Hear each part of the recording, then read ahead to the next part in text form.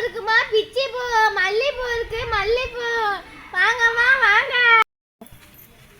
பாட்டி பாப்பா தம்பி, வழக்கம் போல ஆப்பிள் தானா? ஆமா பாட்டி, 1 கிலோ ஆப்பிள் தாங்க.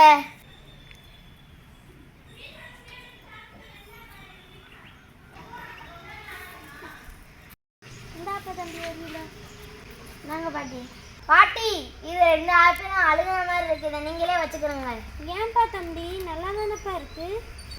சரி பாட்டி, நான் போயிட்டு வரேன். சரிப்பா தம்பி. பேராண்டி, பூ வாங்கிட்டு போல பேராண்டி. பாட்டி, தங்கச்சிக்கு ஆப்பிள் வாங்கிட்டு போனேன், இப்ப காசு இல்லை பாட்டி, இன்னொரு நாள் வரையில வாங்கிக்கிறேன். சரி, போயிட்டு வா தம்பி. அண்ணா, டெய்லியா நான் அந்த பாட்டிகிட்ட 2 பழம் அழுகி இருக்குன்னு கொடுத்துட்றீங்க?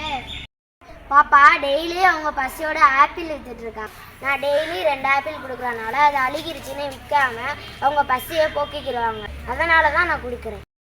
ஓ அப்படியா அண்ணா, ஒரு நல்ல வேலை தான் பண்ணியிருக்கேன். அக்கா, அந்த பையன் நல்லா தானக்கா இருக்கு, ஏன் அந்த பையன் டெய்லியும் கொடுத்துட்டு போகிறான்? அந்த பையன் என் மேலே வச்ச அன்பனாலே எனக்கு தெரியாதுன்னு நினச்சேன். அந்த பையன் எனக்காக அந்த 2 பழத்தையும் கொடுத்துட்டு போயிருக்கான். நீ மட்டும் என்ன குறைச்சாலோ 6 பழம் கொடுக்குறதால 8 பழம் கொடுத்துருக்க. நான் அந்த பையன் மேலே வச்ச அன்பனால அவனுக்கு கூட 2 பழம் கொடுத்தேன். இந்த கதையிலேருந்து நம்ம என்ன தெரிஞ்சுக்கிட்டோம்னா, இந்த பிரபஞ்சம் நம்ம ஒருத்தவங்க மேலே அன்பு செலுத்தும் போது அதை விட அதிகமான அன்பை நம்ம கிட்ட கொண்டு வந்து சேர்க்கும். நன்றி.